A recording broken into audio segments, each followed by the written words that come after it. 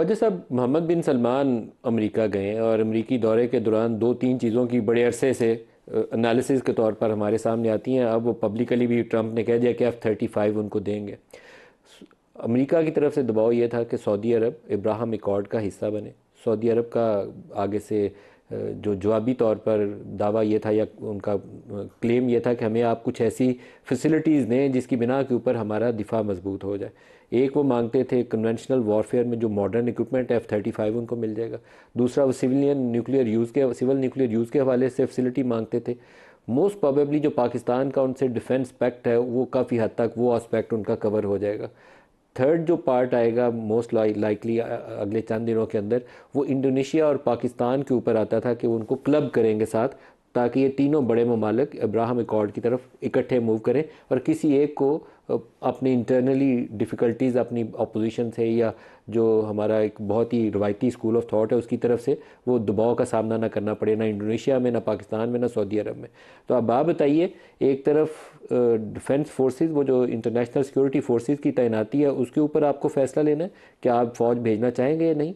दूसरा Ibrahim accord, क्या उसके ऊपर दबाव आ सकता है हमारे ऊपर?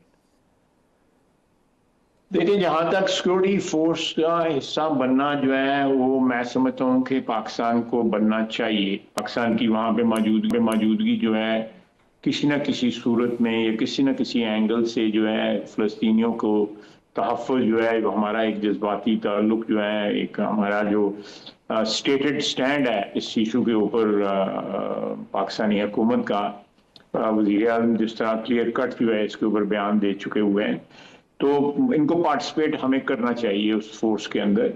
हमारे भाई हैं वहाँ पे, उनका इंटरेस्ट वॉच करने के लिए अगर कोई एक 8 या 7 या 6 में पाकिस्तान की मौजूदगी जो है, फ़लस्तीनियों के, गज़ा के जो हमारे भाई बहन हैं उनका वॉच करने वाला इंटरेस्ट जो है जज्बाती नुक्ता नगाह से भी जो है वो भी एक होना चाहिए, पाकिस्तान की प्रेजेंस होनी चाहिए। एक तो ये बात होगी।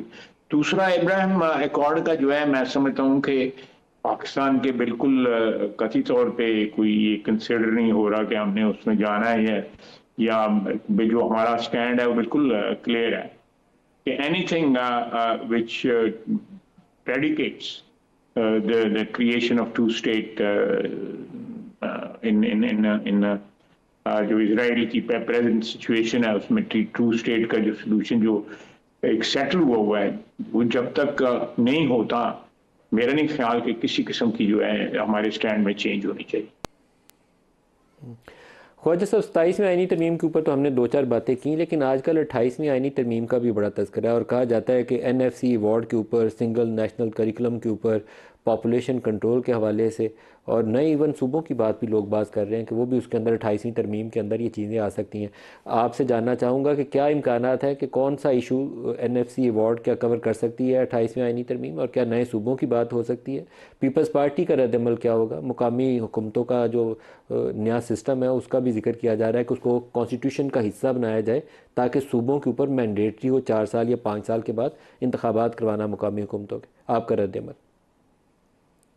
नहीं, मैं नहीं मुझे उसको इंडोर्स करूंगा जो नए सूबों वाली आपने बात की है।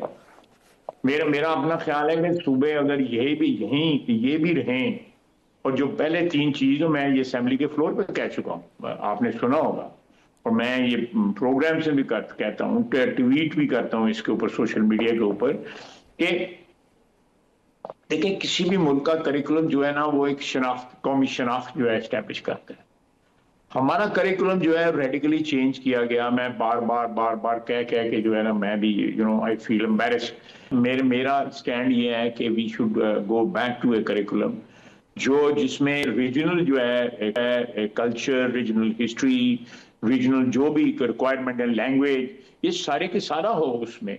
मेरा मतलब है हमारे पश्तून भाई जो है पश्तो में पढ़े भी, तारीख भी उसकी पढ़ें, और इसी तरह सिंधी, बलोची, पंजाबी, सारे पंजाबी भी अपना कल्चर, बलोची भी अपना कल्चर जो है रखें, वो करिकुलम में शामिल होना चाहिए। तो NFC का हिस्सा जो है हम उनका ऐसा नहीं काम करेंगे।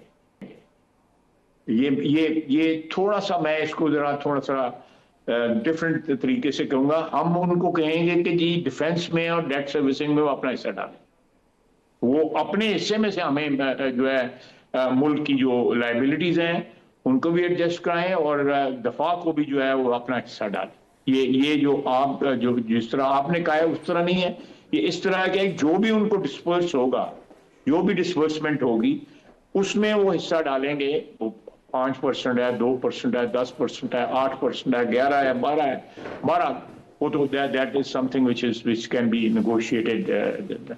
और तीसरी जो है मैंने बात की थी फैमिली प्लानिंग की। Family planning is an issue which is very very very alarming.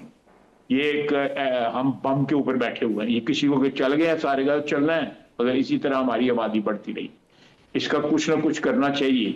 और चौथी बात मैंने कही थी कि जिस मुल्क में लोकल गवर्नमेंट नहीं है और जो बदयांती की हुई है हमने 18वीं तरमीम के साथ डिलिबरेटली हम लोगों ने की हुई है कि ये सारे का सारा जो डेवोल्यूशन है वो 4 सूबों के जो दारुल खिलाफ दारुल हुकूमत जो है लाहौर, कराची, पेशावर, कोयटा, वहां पे जाके जो है ये सियासतदानों ने उस पर कब्जा कर लिया हुआ है। उनको डिस्ट्रिक्ट या सिटी लेवल के ऊपर जो है नहीं ट्रांसफर किया हुआ। वो बेजारों मददगार हैं, शहर गलियां मोहल्ले जो है बेजारों मददगार हैं, उनको टैक्सेशन की पावर दें, वो अपने रिसोर्सेज खुद जो है जनरेट करेंगे, they are capable of doing that. हमने सियालकोट को जब टूटी थी ये जब हमारी वहाँ के म्यूनसिपल कॉर्पोरेशन 72 करोड़ रुपए हमने खुद जनरेट किया हुआ था वहाँ पे टैक्सेशन से। लोगों जब गलियां साफ नजर आएंगी, पानी की सप्लाई ठीक होगी, रोशनी होगी गलियों में, मोहल्लों में, बाजारों में, सेहत के मामला ठीक होंगे, सैनिटेशन के मामला ठीक होंगे, तो लोग जो है दे वुड लाइक टू पे। लेकिन अगर आप ये एक जगह टैक्स उनसे लेंगे कि काम कोई नहीं है और पैसा लाहौर ट्रांसफर हो रहा है, पैसा कराची ट्रांसफर हो रहा है, कोयटा ट्रांसफर हो रहा है, पेशावर ट्रांसफर हो रहा है, ये this is actually defeating the main the pillar of 18th Amendment evolution।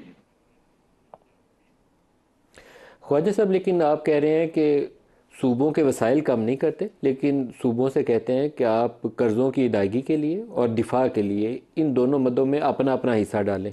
Peoples party क्या इसके ऊपर आमादा हो जाएगी? मैं समझता हूँ कि किसी भी सूबाई हुकूमत के लिए ये खतरा नहीं है। अगर शहर जो हैं या ज़िले जो हैं वो अपना रेवेन्यू जनरेट कर रहे हैं, अपने मामला खुद देख रहे हैं, तो सेहत और ये चीज़ें, ये मैं आपको एक बात अर्ज करना चाहता हूँ कि हमारे यहाँ पे सबसे ज़्यादा पावर जो है ब्यूरोक्रेसी के पास है। आप उठा के देख लें, आज की सूरत हाल भी उठा के देख लें, और ब्यूरोक्रेसी की पावर जो है ना, जब तक जो है वो डिवॉल्व नहीं ना होगी टू सियासतदानों को या इलेक्टेड लोगों को जब तक डिवॉल्व नहीं होगी, उससे कोई भी आपका मसला, कोई मसला भी नहीं हल होगा। अच्छा, एक चलते चलते आपसे छोटा सा एक सवाल पूछ लूँ। पिछले 2-4 रोज़ से एक गॉसिप चल रही है यहाँ कि जनरल फैज़ का ट्रायल फैसले की स्टेज पे आया हुआ है। मालूम नहीं है मुझे कि वो कौन सा ऐसा इशू है, 10 मई है या कोई वो एक सोसाइटी वाला मामला था। कुछ उसके ऊपर आप अपडेट कर सकते हैं कि कहाँ स्टैंड करता है वो मामला? मुझे कुछ इल्म नहीं है कि उनका ट्रायल हुआ है, कंक्लूड हो गया है, कब उसका डिसीजन आ रहा है, कोई ऐसी इंफॉर्मेशन है। बिल्कुल आपको ऑनेस्ट जवाब दे रहा हूँ।